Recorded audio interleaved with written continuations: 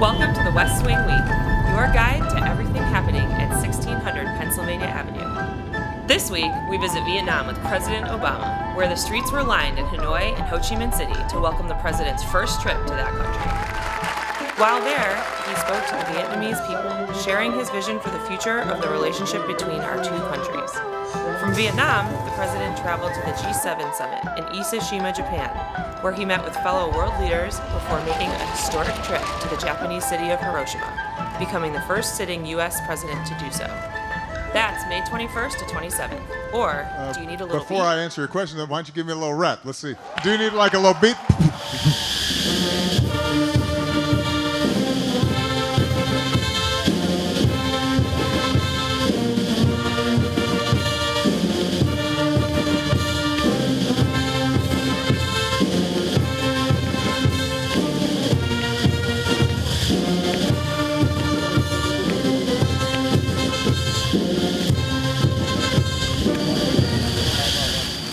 On this visit, my heart has been touched by the kindness for which the Vietnamese people are known. And the many people who've been lining the streets, smiling and waving, I feel the friendship between our peoples.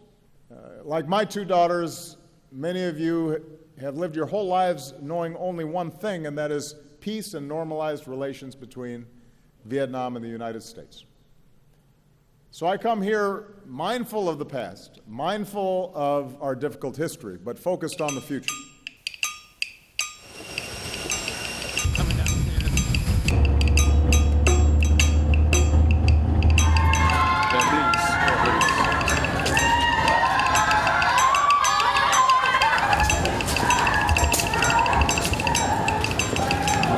Here is the J Emperor. This David's temple was originally set up by a Chinese immigrant. Is this where I can make a contribution to help stay? Here is the donation box.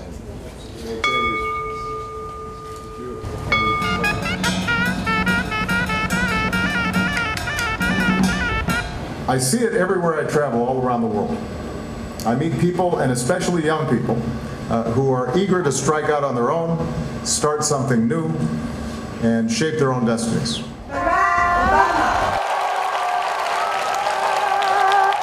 And that's why 3 years ago I launched the Young Southeast Asian Leaders Initiative, or YASILA.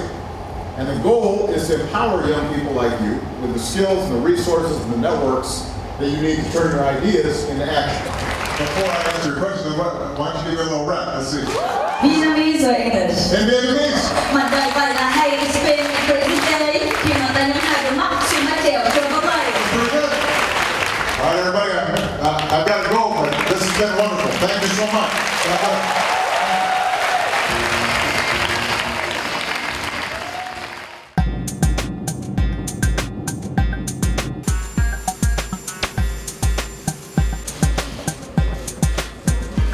Mr. Abe and his team have done an outstanding job preparing for the G7 summit, and we discussed, as Shinzo indicated, the need for us to continue to boost global growth and to move ahead with the Trans-Pacific Partnership.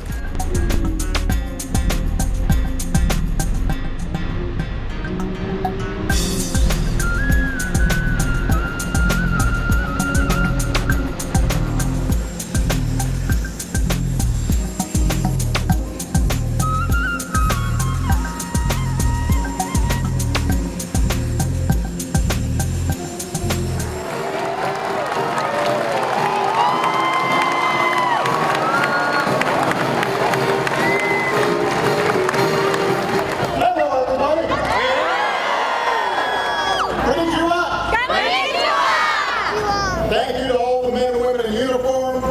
Thank you to your families, because you guys are the backbone of our alliance. Thank you, everybody.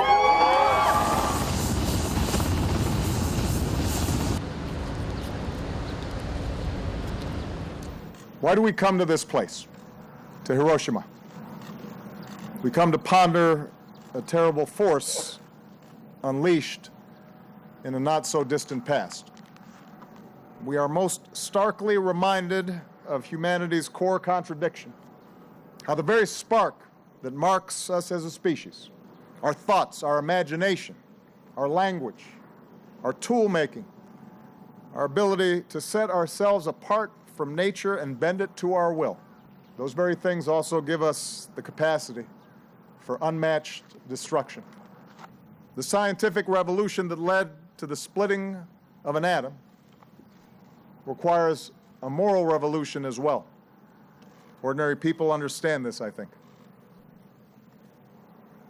They do not want more war.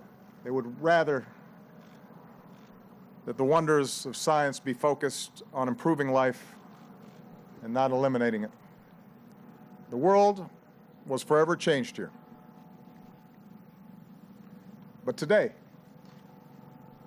the children of this city will go through their day in peace. What a precious thing that is.